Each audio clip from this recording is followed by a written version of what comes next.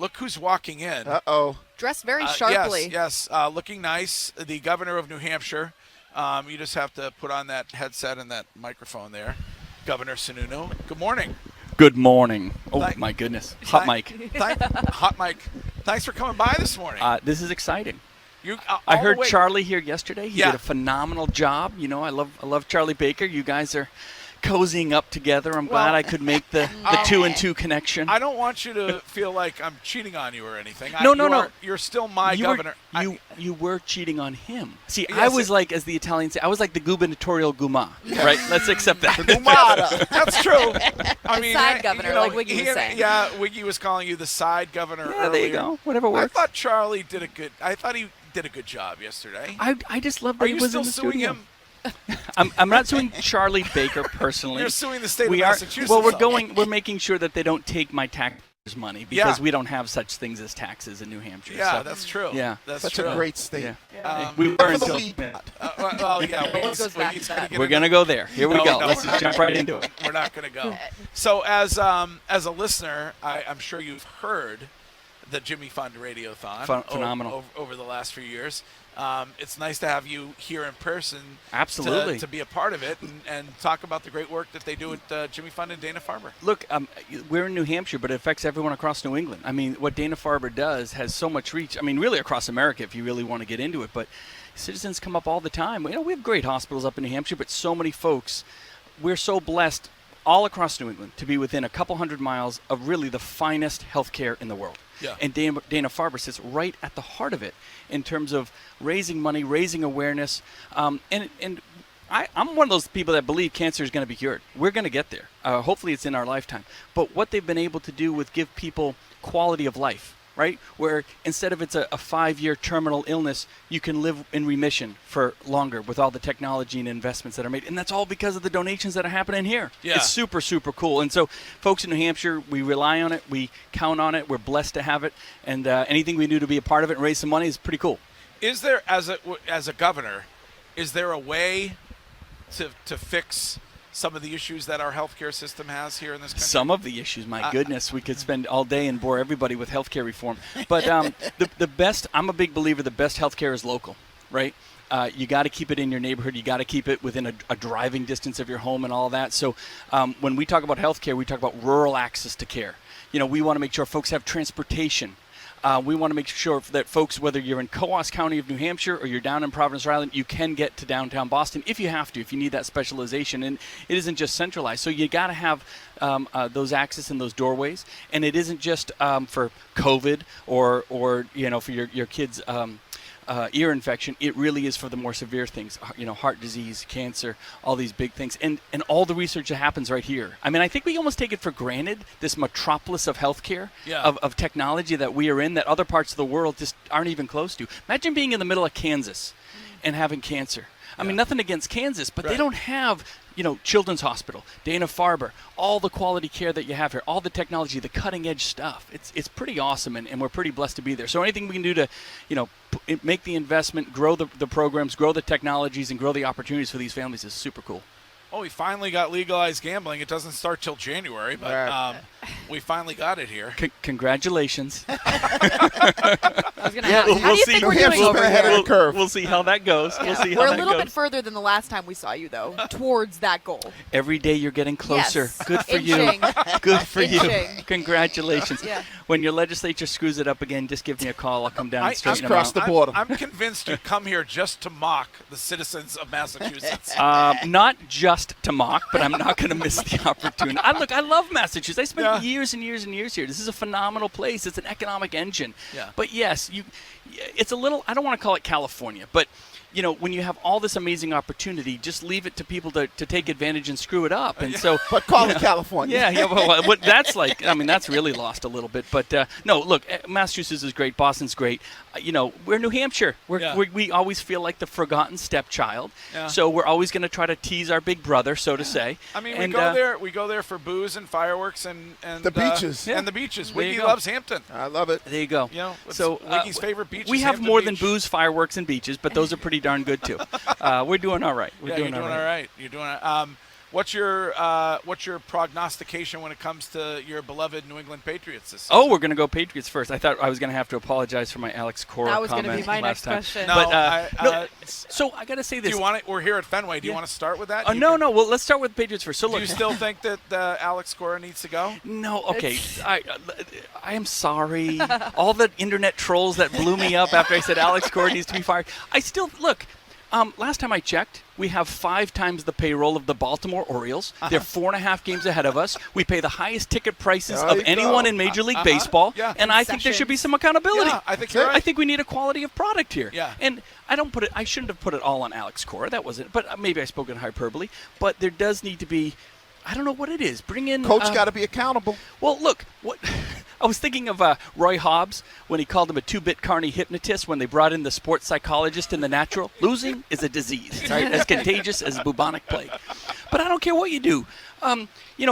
Get Pedro to sacrifice a live chicken like they did in Major League, or bring up Nuke LaLoosh and teach him how to breathe out of his eyelids like they did in Bull Durham. I don't care, but we deserve some wins here. I don't think you need. We're not demanding that you win the World Series every year. Yeah. But we pay a high price so they can pay a lot of money for the best players to give us the best product, and we ain't getting it. So that's all. And I think there's accountability at the top. That's all. Yeah. Emergency top 5 best baseball films. Is The Natural? Natural's mine. Yeah, There you go. Okay, Natural, right. Major League. Yeah. For love of the game, no. Let's just put that one right at the What bottom. about Moneyball? I love Moneyball. I do too. Some people don't, though. I didn't think it was a great. You thought it was a great movie? I love it. Nope. It's actually my favorite baseball movie. It is. Yeah. Well, then you say Bull Durham, too. Bull Durham. Yeah. But look, I'm a nerd from MIT, so I love money. I love the aspects Yeah. of Moneyball and the whole Bill James concept of statistics and all that kind of stuff. But my fourth favorite baseball movie. I like that one. What's The that Sandlot. Is that kind of Sandlot? That's a There you go. sneaky good film. There you go. Sneaky There you go. good You're film. killing me, Smalls. You're killing me. You're killing me, Wiggy. You're killing me. Who's going to go get that baseball now that went over the fence? So how many wins do you have the Pats at? 9. 9. Yeah, I'm not as optimistic as a lot of folks are. I think the offense is – I don't know the defense. I have to be honest. I haven't watched the defense like other folks have, so I don't want to pontificate. McCourty still has it. I mean, but he's getting – the age has to be catching up with some of those guys. Yeah. But I think the backs look good, right? Yeah. Henry and Stevenson and Well, if Aguilar and Myers can hold give some – can actually catch the ball and stuff, I The think the offense will D-line be is all right. probably their best position. Their running backs probably is then next with Damian Harrison, Ramondre Stevenson.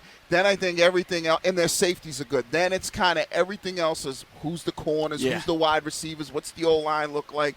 I think then they have a lot more question marks than we've seen with this team in years past. Before, it's like, all right, well, maybe we don't know who the right corner is, but we know the rest of the defense, or we don't know who the wide receiver is, but we know the slot guy, the tight end. So I think, I'm kind of with you in that 6 to 9 range win because there's so many question marks. Yeah. And then obviously you throw in the offensive, coordinators and new system. Yeah. You throw all that into play. And Mac's second year, what does that do? And I feel bad. I think Patricia's going to get a lot of heat if the offense isn't really clicking. Yeah. If he's assuming he's calling the plays and who knows who really. But the thing you brought it up. I don't even really know the corners right now, right? And you have a high-powered quarterbacks all across this league. They're going to be thrown all over the field. And the fact that I get nervous that we don't even really know who the superstar corners are, because if those aren't clicking. You just have – I think the quarterback level right now is so high, they can zip it anywhere they want, anytime they want, that if that ain't clicking, you can't just count on your safeties to cover everybody. But that's the one thing about Bill, though, right? What's he do great? Defense. Cornerbacks. More than anything, Yeah. All right. I haven't been paying attention. Have you announced that you're running for president yet, or where are we at on that? You could do it right now on this show. Nah, look, I got to win in 22. I have to run every 2 years. Yeah. I'm in an election right now. I got to make sure I win in November because anything can happen politically. Obviously we're all very frustrated with Washington and. All right. So after you win in November, right? You'll announce that you're going to run for. No. Like I'm not the presidency of the. I would love to be on a national stage and raise the conversation in a more positive, hopeful level. I don't think you necessarily have to run for president to do that. So, we'll just try to. I like to inspire other people. We need a bench, right? I'm a big believer in having a bench, to use the sports analogy. So I like kind of getting people to understand that we're not defined by extremes, right? We're really 80% of us are in here in the bulk of the middle, Republican and Democrat, and you can be part of the system and be positive. So to it. if not yourself, who would you like to see? Oh, I don't know. No one stood out for me yet. I can tell you that. What about DeSantis? Oh, he's a good governor. Yeah. He is not saying no here, and he is not putting anybody else up. So the best answer of the day, between the right? lines. So that's no, a he no. is. Well, no, I'm not saying it's a no. But look, he has to run. He still has to win his race, and I think he will. I think he's been a good governor. But I think there's a lot of good governors. I think you need a CEO. I don't believe if you're in Congress or have ever been in Congress, you're out. Because you're a policy wonk. You're not a manager. Yeah. We need CEOs. So we need somebody from the business side of things. Business side, or a mayor or a governor, someone who has real, again, accountability to the system. What about The Rock? I mean, it seems like he's a businessman, business entrepreneur. Well. Yeah. You know who I think? Remember, it's going to be an open election. I mean, I don't think Biden's going to run again. I really don't. I don't think that's going to happen. But who's going to be the Trump on the Democrat side that stands up? Who's the guy that owns the basketball team? I was going to say Mark Cuban, right? I wouldn't be surprised if he jumped up and jumped into the race. What has he got going on? He's got more money, and he seems pretty bored on the shark. Yeah. So I think there's opportunity there for some interesting cats to get in. Not that I would ever support him on the Democrat side, but I think it's going to be really interesting all the way around. Yeah. Kanye maybe again. Well, we can my throw goodness. him in. Well, Kanye's on the Republican side. Right, so. no, I know that. I'm not sure. I don't think Kanye knows what side Kanye's on. And that's what makes him great now. An independent. As long as we can do away with federal taxes, I vote for you. I don't think. Useless. I don't see that happening. Oh, my goodness. Wiggy wants no taxes anywhere. I tell you, man. I mean, I guess most of us do, but I don't. That's not a realistic view. It seems like billionaires don't pay taxes. What the hell they do? Yeah, right. They don't pay taxes. Well, if they keep spending money like they're doing, I mean, he's going to cancel $300 billion in debt. We're trying to take money out of the system. He's just flushing more inflationary problems into the system. I was thinking coming down here. Someone reminded July '97, right? This was a good analogy, I thought. July '97, Clemens takes the mound right here in a Blue Jays uniform. And I was at the game. I'm one of those guys that was legitimately at the game and standing remotely because I was in college at the time.